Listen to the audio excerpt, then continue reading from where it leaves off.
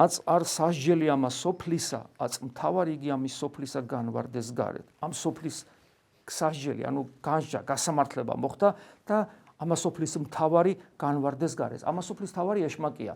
ამას სოფლის მთავარი ეშმაკია და იმიტომ იწოდება ამას სოფლის მთავრად, რომ არის გაბატონებული და იმყოფება სად? ქვაში, ღორში ვერ შედის, ხო იცით? ღორში ვერ შედის ქრისტემ თუ ნება არ მისა. სად იმყოფება ამას სოფლის მთავარი? რატომ იწოდება ამას სოფლის მთავრად? რატომ? სად არის ის? სად იმყოფება? სად არის ის დამალული? სად შეუშვა ადამა ეშმაკი? როცა მისი ნება აღასრულა, რა თქმა უნდა თავის შიგნით შეუშვა და იქ ღმერთი განდევნა, ღმერთს დაუხურა კარები და ეშმაკი შეუშვა. ამას სოფლის მთავარი იმყოფება ადამიანების გულებში, იქ ბინადრობს. გესმით? იქ მუშაობს თითოეული ადამიანის გულთან, მთავარი იგი ამას სოფლისა განვარდეს გარეთ, იგულისხმება ეს, რომ ღვთის განკაცებით, როცა მე ადამიანი ამას იღებს, ნათელს იღებს, ანუ როცა უერთდება ქრისტეს საიდუმლო სხეულს, სწორედ ეს ხდება, რომ იქ სადაც ბუდობს ეშმაკი, იქიდან ხდება მისი განდევნა. მაგრამ ის შორს არ მიდის.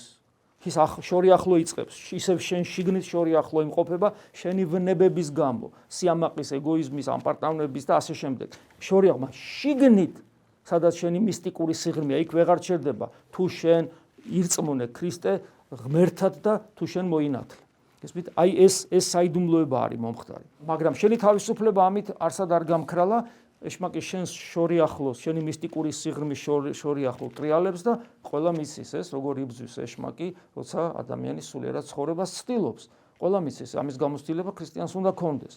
ამიტომ შენი თავისუფლება კვლავ რეალიზებადია, მიუხედავად იმისა, რომ ღმერთმა თავარი გასაკეთებელი გააკეთა, შენი გასაკეთებელი შენ გააკეთა. ლაზარე აღადგინა, მაგრამ ის რომ სახვევები მოეცალათ, მანამდე ქვა გადაეგორებინა და ის სახვევები მოეცილებინათ, ეს ადამიანებს დაუტოვა გასაკეთებლად. როგორმე იმასაც მოხსნიდა, ხო?